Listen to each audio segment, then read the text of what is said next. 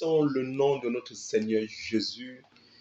Nous sommes en ce jour à ce culte d'enseignement où nous parlerons ce soir sur un thème auquel j'ai dénommé à quoi servent les sacrifices et les holocaustes sans amour ni connaissance de Dieu. Si tu ne, je ne sais pas si dire, si tu ne sais pas aimer, ou si tu n'as pas la connaissance de la parole, et si tu ne sais pas aimer l'Éternel, à quoi sert tout ce que tu passes le temps à donner à Dieu en croyant t'acheter une bonne conscience avec tes dons, avec tes sacrifices, avec tes offrandes? Elles ne te serviront à rien. Elles ne te donneront pas le salut. Elles ne te donneront pas la paix. Elles ne te donneront pas la tranquillité même d'esprit. Et ce n'est pas cela qui rachètera tes fautes. Rien de ce que tu feras comme sacrifice offrande ne pourra satisfaire l'Éternel si tu ne mets pas en priorité le facteur amour envers lui. La Bible nous dit, avant que nous ne lisons, ou alors permettez-moi de lire le texte principal de ce jour, qui est dans le livre de Osée, Osée chapitre 6, du verset 4 au verset 6. Lisons la parole ensemble. La Bible nous dit, dans le livre de Osée, Osée chapitre 6, la Bible dit ceci. Je lis dans ma version qui est la version qui est le semeur. Comment te traiterai-je, toi, Ephraïm, et toi, Juda? Comment te traiterai-je? Votre amour pour moi est semblable aux nuées matinales, à la rosée de l'eau qui se disperse vite. C'est pourquoi je vous ai frappé par les prophètes, je vous ai massacré par mes paroles, et le jugement a fondu sur vous comme l'éclair. Car je prends plaisir à l'amour bien plus qu'au sacrifice. Je prends plaisir à l'amour bien plus qu'au sacrifice. À la connaissance de Dieu bien plus qu'aux holocaustes. Voilà ce que déclare la parole du Seigneur. Voilà donc de quoi il est question. Et voilà ce que nous déclare la parole. La parole nous déclare, et le Seigneur déclare ici, je prends plaisir au sacrifice, je prends plaisir autant pour moi à l'amour et à la connaissance de ma parole. Toi, quel est ton style de raisonnement vis-à-vis de l'amour que tu montres à Dieu? Crois-tu que tu achètes ton amour à Dieu à travers ce que tu offres, ce que tu donnes? Ou alors, cherches-tu à savoir réellement quel est l'amour de Dieu? Nous avons un sérieux problème à ce jour qui est le facteur, je dirais, le facteur financier, où les gens croient qu'avec les statuts financiers aisés, ils peuvent acheter la bonne conscience. Les gens vont même jusqu'à dans certaines églises, dans certaines assemblées, corrompre ou alors influencer certains hommes de Dieu qui ne vivent que des offrandes et des dîmes pour faire en sorte que le message de la vérité, le message de la lumière, le message de la rédemption soit troqué, soit changé, soit manipulé. Et nous voyons cela aujourd'hui. Les grands occultistes, les francs-maçons, et j'en cite de partout, ont pénétré aujourd'hui le corps du Christ. Et certains hommes de Dieu, certains leaders, les affamés spirituels, les affamés physiques, qui sont tombés dans ce style de comportement qui est de poursuivre, courir après les biens de ce monde, sont en train de changer l'évangile, interpréter l'évangile d'une façon diabolique et satanique. Cela n'est pas l'amour de Dieu. Cela, au contraire, attire la colère et la destruction. C'est ce qui s'est passé. La Bible dit, et le Seigneur parlait au peuple, au verset 4 de Osée 6 que nous avons lu. Qu'est-ce que la Bible dit? La Bible dit au verset 4, permettez-moi de te relire pour que vous puissiez comprendre. Le Seigneur ici attire l'attention de ses enfants, Ephraïm et Juda. Et il dit quoi d'Ephraïm et Juda? Il dit leur amour, il dit votre amour pour moi est semblable à une nuée matinale. Vous savez ce que c'est que la nuée? Lorsque vous êtes dans un pays où il y a la fraîcheur et autres, certains matins, vous allez vous lever comme s'il avait plu, c'est un peu glacial, où les herbes ont des petits gouttes d'eau et tout, c'est un peu ça la nuit. Mais à un moment, ça se disperse. Ça se disperse. Dès qu'un petit semblant de soleil sort, cette nuée se disperse. Et justement, le Seigneur attire l'attention ici en disant à Ephraïm et Juda, aux enfants d'Israël, votre amour n'est pas sincère. Les gens, tu verras aujourd'hui, toute personne, tout le monde te dira, j'aime Dieu, je suis Dieu. Tu dis, est-ce que toi, moi, j'aime Dieu, hein, je connais Dieu. Mais ça me fait souvent rire. Parce que c'est facile de le dire, mais difficile de le démontrer. La Bible nous dit quoi dans le livre de Matthieu 22 au verset 39? Le Seigneur Jésus parlait et a donné le deuxième commandement. Matthieu 22, verset 39. Il disait, aime ton prochain comme toi-même. Aime ton prochain. Il disait quoi? Et voici le second commandement dont je vous donne en ce jour. Le second commandement dont je vous donne en ce jour. Tu aimeras ton prochain comme toi-même. Tu aimeras ton prochain comme toi-même. Et ceci doit attirer notre attention.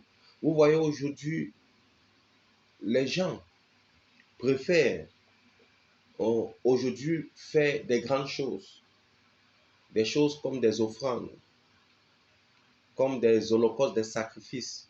Parce qu'ils savent qu'il y a les caméras braquées sur eux. Ils savent qu'il y a les yeux braqués sur eux. Ce n'est pas de l'amour, c'est de la publicité. C'est de la publicité. L'amour, le vrai amour ne se fait pas pour entendre en retour que les gens t'acclament, que les gens te félicitent, que les gens disent, oh, ce gars est bon, oh, ce gars a un grand cœur. Non. Le cœur que tu dois démontrer, le grand cœur, est à Dieu. Et lorsque tu manifestes le vrai amour à ton prochain, sans attendre la publicité en retour, sans attendre qu'il y ait des caméras, sans attendre qu'il y ait des gens pour voir, pour applaudir, pour aller raconter. Jésus lui-même, quand il guérissait certaines personnes, quand il faisait des miracles, il disait, tais-toi, ne dis à personne. C'est certaines personnes qui étaient têtues qui allaient raconter. C'est ça le vrai amour. Le vrai amour n'est pas un amour où tu fais. Les gens vont dire tu as un grand cœur, alors que au fond, tu n'as pas un grand cœur. Mais tu veux juste te faire voir. Tu veux juste montrer que tu as les moyens. Tu veux juste montrer que c'est toi qui es là. Ce n'est pas de l'amour. Prenez un exemple. Cette personne qui aime faire des trucs en public, quand il veut vous remettre quelque chose, c'est en public qu'il doit remettre. Quand il veut faire quelque chose, il attend quand il y a les gens pour le faire. Prenez-le en aparté, prenez-le un à un dans un coin. Exposez-le votre problème. Vous verrez, il n'agira pas. Parce qu'il n'a aucun amour pour son semblable, pour son prochain. Ce qu'il fait, les actions qu'il pose, il donne des véhicules, des lits, des machins, même dans les hôpitaux et autres, c'est parce qu'il sait qu'il y a les caméras. Mais si on vient lui soumettre un problème privé auquel il n'y a aucune caméra, il n'agira pas. Ce n'est pas de l'amour. Nous vivons une période d'hypocrisie, autant pour moi. L'hypocrisie est tellement entrée que même les enfants de Dieu vivent cela. Et si tu n'aimes pas ton semblable, si tu ne peux pas aider autour de toi, si tu ne peux pas faire des trucs par amour autour de toi, ne dis pas que tu aimes Dieu. Parce que la Bible dit, le second commandement, pour plaire à Dieu, aime ton semblable, aime ton prochain comme toi-même. Car le premier commandement était quoi? Que le Seigneur a donné. Toujours dans Matthieu 22, au verset 37. Il dira, tu aimeras ton Dieu de toute ton âme, de tout ton corps, de tout ton être. Tu aimeras l'Éternel, ton Dieu, de toute ton âme, de tout ton être. Tu l'aimeras de toute ton âme, de tout ton être. Rien ne doit t'empêcher d'aimer Dieu plus que toi-même. Oui, c'est vrai. Le Seigneur, tu dois l'aimer plus que toi-même, plus que ta vie. Si tu aimes ta vie plus que Dieu, tu n'es pas digne de lui. Tu ne peux pas dire que tu es son enfant, tu ne peux pas dire que tu le sers. Tu dois au contraire l'aimer plus que toi-même. C'est ça l'amour. Le peuple d'Israël s'aimait plus que leur Dieu. Ils aimaient leur plaisir, ils aimaient ce qu'ils aimaient vivre. Toi, tu es arrivé à un niveau dans ta vie où même le péché, ce que tu commets, ce que tu fais aux autres, à toi-même, est normal pour toi. Et lorsqu'on parlera, on te dira, est-ce que tu connais même Dieu? Tu vas dire, moi, je connais Dieu. J'aime Dieu. Tu n'aimes pas Dieu. Tu n'aimes pas Dieu. Tu te mens à toi-même. Et ça me fait mal de voir les gens se mentir à eux-mêmes. Nous devons arrêter de nous mentir à nous-mêmes. Car nous devons comprendre que le Seigneur a besoin de cet amour, de la même manière qu'il nous a aimés et a sacrifié son Fils unique. Il a besoin également de voir notre sacrifice, de voir le sacrifice de notre amour. Abraham a démontré son amour à l'Éternel. Lorsque Dieu demande à Abraham, prends ton fils Isaac et offre-le-moi. Ça, c'est un sacrifice d'amour. Dieu a mis Abraham à l'épreuve. Et c'est dans les épreuves que notre vrai amour pour l'Éternel se manifeste. Si lorsque tu es dans les épreuves, lorsque tu es dans les moments difficiles, compliqués, tu abandonnes, tu jettes l'éponge, tu te tournes vers d'autres voies, tu te tournes vers d'autres dieux, tu te tournes vers d'autres chemins, tu ne peux pas t'asseoir quelque part et prétendre que tu aimes Dieu. Non, tu n'aimes pas Dieu. Tu as peut-être essayé de vouloir l'aimer, mais il n'est pas entré dans ton cœur. Il n'a pas pris place dans ton cœur. Car s'il avait pris place dans ton cœur, tu aurais accepté subir. Tu aurais accepté être persécuté. Regardez comment Pierre est mort. Regardez comment Paul est mort. Regardez comment Étienne a été tué par lapidation. Regardez comment tous ces gens ont été tués. Pierre, lorsqu'on a voulu tuer Pierre, Pierre a dit, crucifiez-moi plutôt la tête en bas. Ne me crucifiez pas comme Jésus, je ne suis pas digne de lui. Pierre a été retourné, il a été inversé, sa tête était en bas et les pieds en haut. Il a accepté être persécuté, il a accepté subir. Car c'est également ça l'amour qu'on montre au Père. Tu ne peux pas dire tu aimes le Père et tu veux aimer ton corps, ton être, ta personne, plus que lui. Alors que le premier commandement dit, tu aimeras ton Dieu de tout ton corps, de toute ton âme, de tout ton être. Mais ton âme et ton être sont ta propriété. Et tu ne veux pas remettre ton âme, ton être à Dieu. Tu privilégies ça plus que Dieu. Tu ne l'aimes pas, car la Bible est claire. Lisons ce texte dans Marc 12, verset 30. Le premier commandement que le Seigneur donne, Seigneur Jésus-Christ.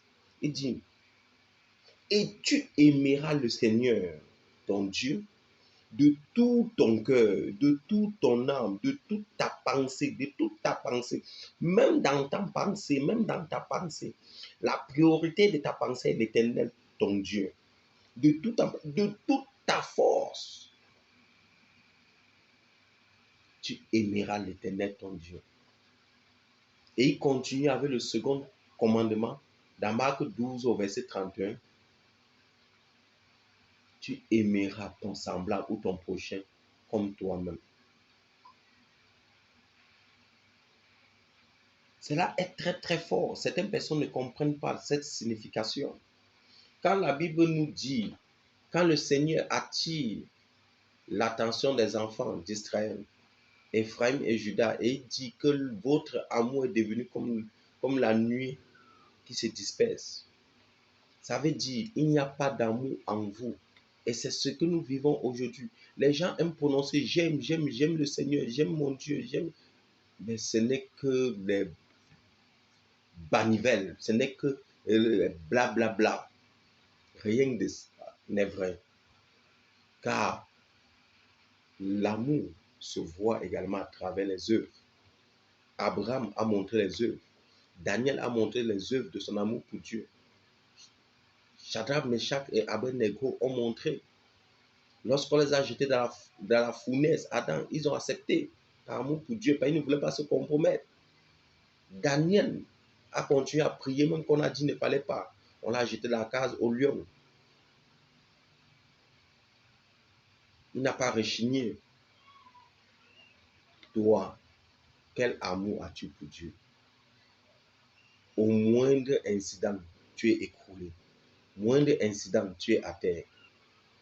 Et tu t'assieras quelque part pour dire j'aime mon Dieu, j'aime le Seigneur. Tu n'aimes pas le Seigneur. Tu n'aimes pas Dieu, il ne faut plus le dire. Car lorsque tu le dis, tu blasphèmes même contre Dieu. Tu n'aimes pas Dieu. Tu crois aimer Dieu. Mais tu n'es qu'un menteur spirituel.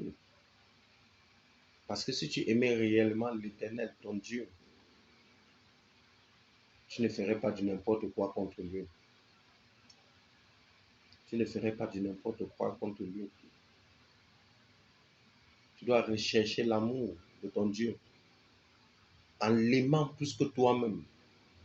Quelqu'un ne peut pas aimer sa personne, son être, et dire qu'il aime Dieu.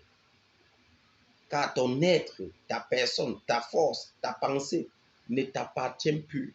Selon le premier commandement, elle appartient à Dieu si tu dis l'aimer. Si tu dis l'aimer, elle appartient à Dieu. La Bible nous dit, toujours dans le texte que nous avons lu, la Bible dit ceci. C'est pourquoi je vous ai frappé. Nous sommes souvent, je ne dis pas que c'est chaque fois, tout le temps, nous subissons souvent certains coups, certaines épreuves, parce que Dieu a vu que nous nous sommes éloignés complètement de lui et loin de lui. Et certaines épreuves nous arrivent parce que nous avons perdu l'amour du Père. C'est ce qui était arrivé au peuple d'Israël ici. Et c'est ce que Judas et Ephraim subissaient. L'Éternel s'était éloigné d'eux. Et l'Éternel pouvait permettre qu'ils soient frappés. La Bible nous dit quoi dans le livre de Apocalypse 2 au verset 4? Il dit, ce que j'ai contre vous, c'est que vous avez abandonné votre premier amour. Lorsque tu abandonnes ce premier amour qui est l'Éternel des armées, ton Dieu, tu compteras sur qui? Qui sera ta protection? Qui sera ton bouclier? Qui sera ton secours? Qui te viendra en aide? Qui? Certains diront que oui, pendant les difficultés, pendant les moments compliqués, difficiles, qui me vient en aide? Il est où ce Dieu? Pourquoi il ne vient pas en aide? Et mon frère, ma soeur, c'est parce que tu n'as rien compris. Même le souffle que tu as là, qui sort de ton nez, de tes narines, que tu arrives à respirer, c'est parce qu'il t'aime, il t'adore, qu'il permet que ce souffle soit sur ta vie.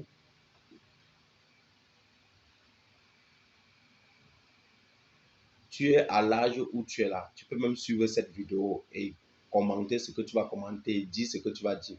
C'est parce qu'il a permis que tu aies les mégas. Même si quelqu'un t'a prêté sa connexion, mais il a permis. Tu as même un téléphone pour pouvoir prêter même les mégas à la connexion. Ça veut dire faire quelque chose dans ta vie. Il y a les gens qui n'ont même jamais vu un téléphone. Ou alors ils ont vu, mais ils n'ont jamais eu un téléphone à eux. Mais toi, tu en as un Android même. Et tu te plains que Dieu ne fait pas assez dans ta vie. Toi, tu fais assez pour lui.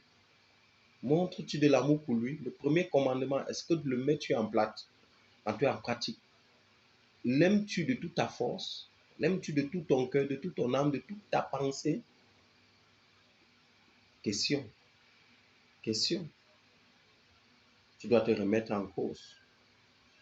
Tu dois te remettre en cause et te demander si réellement tu aimes ton Dieu. Car aimer ton Dieu, c'est aimer d'abord ton prochain, c'est aimer ton entourage, c'est lui donner ta pensée, lui donner ton corps, lui donner ton âme, lui donner ton être.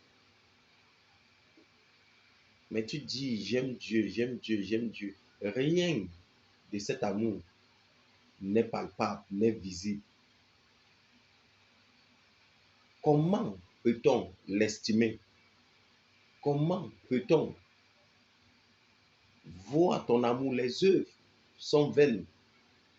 Ou alors ceux qui essayent de faire des œuvres font en sorte ils deviennent des stars. Ils font une œuvre au nom de l'Éternel et ils volent encore eux-mêmes la vedette à Dieu. Si tu es un voleur de vedette, il faut le dire. Si tu es un starmania qui veut faire des trucs pour qu'on te glorifie, pour qu'on te lève, dis-le. Les vrais dons se font même à l'anonymat parce que tu ne donnes pas pour te glorifier. Tu ne donnes pas pour qu'on t'acclame. Ce qui se fait dans le secret, le Père Céleste le connaît.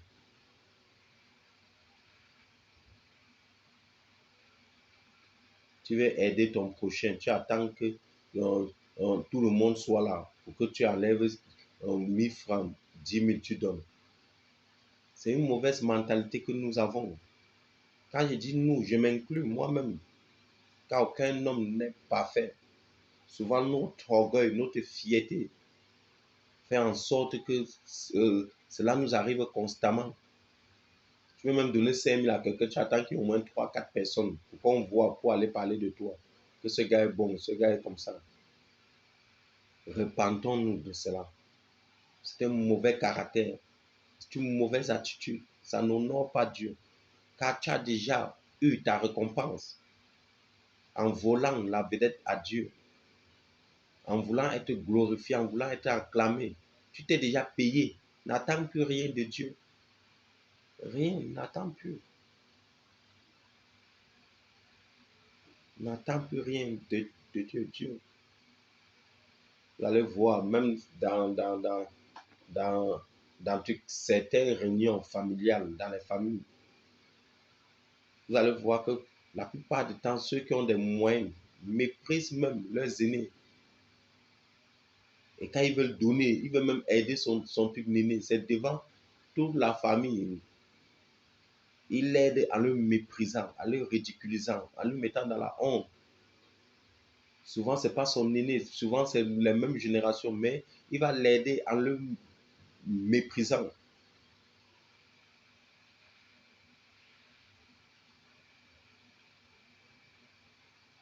Nous avons tous vécu des mépris dans nos vies.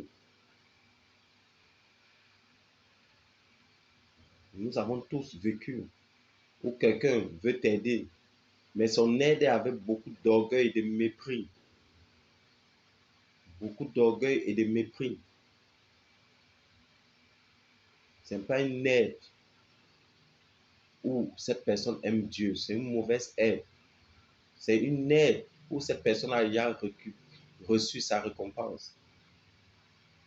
Car il ne t'aide pas parce que le Seigneur le demande. Il ne manifeste pas l'amour pour toi parce que le Seigneur le demande. Mais il le fait parce qu'il va être acclamé des hommes. Bien vu au milieu des hommes. Ce n'est pas de l'amour. Il va dire même, je fais ça parce que j'aime mon frère, je veux l'aider. Il ne t'aime pas. S'il n'y a pas ces caméras, l'aide là, il ne peut pas te le faire. Si vous êtes rien que deux, il te dira qu'il n'a pas. Mais quand il y a les gens, il va te montrer qu'il a. Mais regardez ce type de personne. Essayez de lui demander l'argent chaque fois quand il y a les gens. Vous allez voir rapidement sa main entre dans sa poche. Il vous le donne. Parce qu'il sait que vous avez bien demandé. Vous avez demandé d'un environnement où sa gloire s'élèvera. Mais demandez-lui la même chose derrière. Il ne le fera pas. Il vous dira qu'il n'a pas. Mais devant les gens, il ne peut pas dire qu'il n'a pas. Parce qu'il veut être à tout temps, être glorifié, être acclamé, être célébré.